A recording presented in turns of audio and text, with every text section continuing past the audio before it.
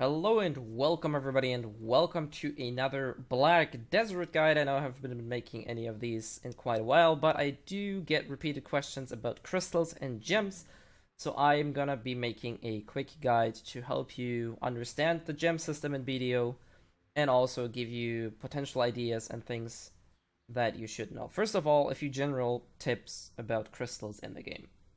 If you're new to the game, like you're fresh level 10, level 15, you just came out of the tutorial, do not worry about gems. You can learn it, like you can still keep watching this video. It's just gonna elaborate and basically educate you about gems. Just simply don't start using them early on. You don't need them, that's the biggest reason. A few other reasons are they can break. So in the event that you die, you can easily lose them. You will probably switch gears quite frequently when you're new. And last but not least, you cannot unsocket gems. So if you use invaluable or expensive gems in the game, you have to use the cash up item, or one cash up item, which will cost you 200 pearls, which is the Black Spirit Essence, which is located in the function section in the cash up, which is this item here. That is needed if you want to take out a gem without breaking it. So personally, I recommend do not worry about gems early on into the game.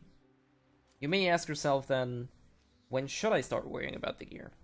Or the gems? And that's pretty much when you have gear that you know that you will keep for hours or weeks. This is specifically things like Leverto weapons, boss gear obviously is something that's almost permanent. Eventually it will be replaced, but boss gear is going to be there for quite a while, as well as Levertos, or generally high-powered items that will do you good in your PvE journey.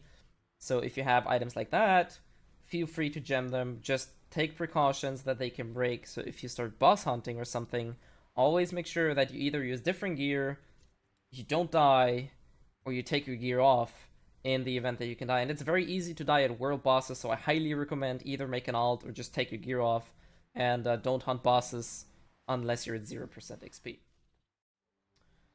So let's talk a bit more about specific things. So I'm going to be giving you a PvE build and then a PvP build for Musa specifically. Some of these will probably be also applicable to other classes, but this one is Musa specific. So gems come in two forms, I'd say. One is basically omni-fitting. I'm not even sure if that's a word. You can basically put them into every piece of equipment. And the other type of gem is linked to a specific item. So we're going to be talking about all the 4 armor pieces, then the blade, and then the offhand, the hornbow, and I'll give you quick rundowns on what to use. For the helmet, there's no better choice for PvE than the XP gems. Simple as that, as flat 20% XP boost permanently is just way too good to pass on. You don't really need evasion in PvE. Resistances are not really that great either. The only other thing you could potentially go for is HP. But personally, 20% XP, as I said, is just way too easy, or way too good to pass on.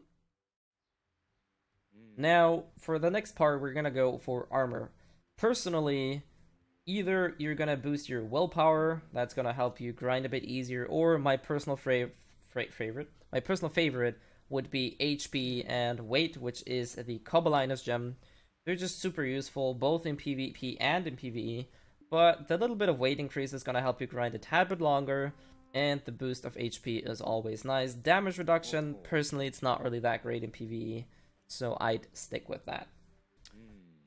For the shoes, personally, I think the stamina gem is the best choice you can go for in the shoes, simply because it's going to give you a tad bit more mobility because you have a tad bit more stamina, and also may allow you to use a twister once more, which doesn't sound like a lot, but generally it just helps you manage your stamina a bit better. Other options would be movement speed. The choice is really yours in that regard. I don't really think resistances are needed in PvE. For the offhand, the Black Spirit Crystal is just unbeatable. Either the Awakened one or the base one. Like, the Awakened one comes with an additional 50 HP, but it's quite expensive. So the normal one is just fine. 100 HP, 5 AP is just way too good to not take. So now we're basically left with the gloves and the blade without crystals. Now this is where something I'd call the 5-5 rule comes into play. The 5-5 rule, I like to call it that way because it refers to 5 attack speed and 5 crit. Attack speed has priority over crit, so always get attack speed to 5 first, and then get your crit up. But generally, the gloves and your blade share very similar stats in terms of gems. Both of these items can boost your crit or attack speed or both. So depending on your setup, other items or gems you already have in one of these pieces of equipment, you'll start using different gems in order to accommodate that. I'll make a quick example here. Let's say I'm using a Liberto blade. So that comes with an innate 3 crit. I don't have any other items that boost my attack speed or crit. So I'm basically 3 crit, 0 attack speed. Now what I could do, for example, is 2 attack speed gems in my gloves. Each of these gems comes with a +2 to attack speed. So that would leave me at 3 crit for attack speed. And I still have 2 gem slots in my blade. So what I then could do is use a crystal that boosts crit and attack speed by 1. That would already get me to 5 attack speed and 4 crit. And you can either socket another gem like that to get 5 crit and 6 attack speed, or you can just use food buffs like the Serendia special that will also boost your crit to 5/5.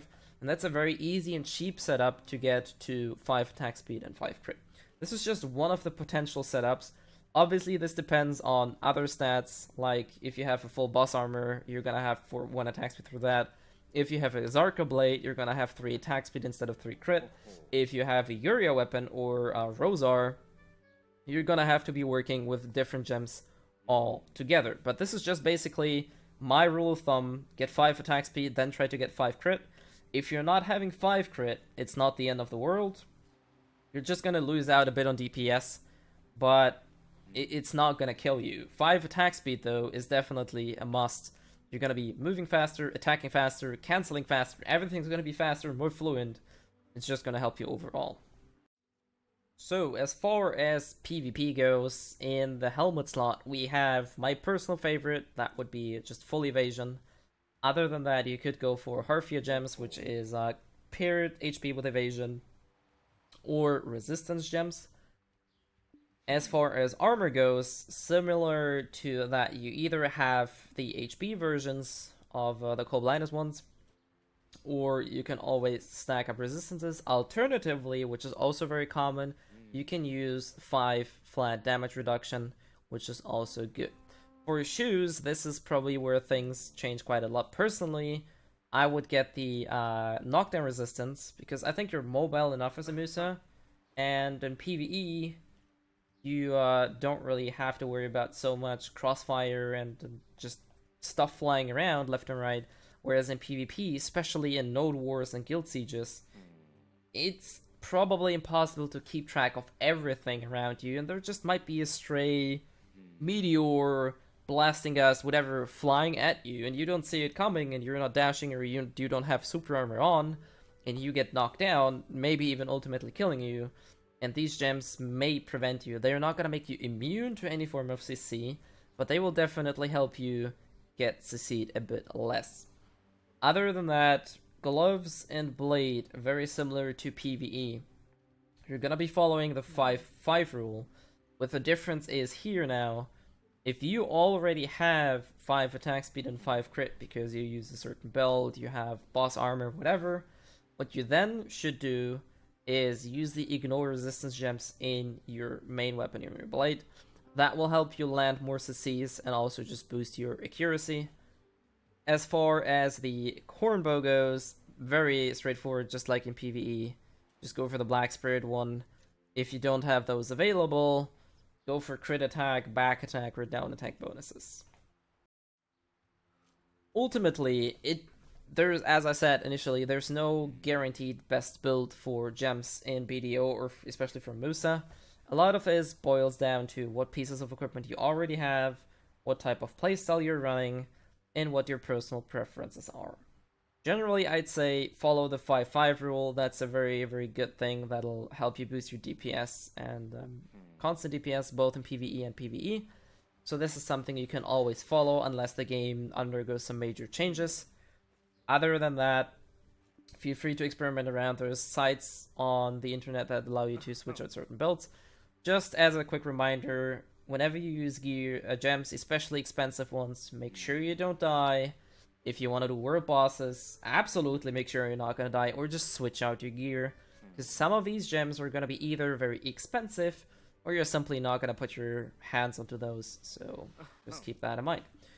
Before I end this video, there is one thing, or another thing I want to say. I listed pretty much the most expensive and the best versions of these gems. Naturally, you can use the cheaper versions. They're just working as fine. They may have a little bit less oomph behind them, where they might not give you all of the stats that I listed. But generally, also the cheap versions will give you the base stats you're after, which is pretty much following the 5-5 rule and the main resistances to begin with. So don't be afraid to use cheaper versions of the gems if the other ones aren't available, or if you simply don't have the silver to spend on the expensive ones. Anyways, this is all about gemming or crystals in Black Desert for the Musa. If there's anything else you want to know, feel free to hit me up, and I'll gladly provide you with more information.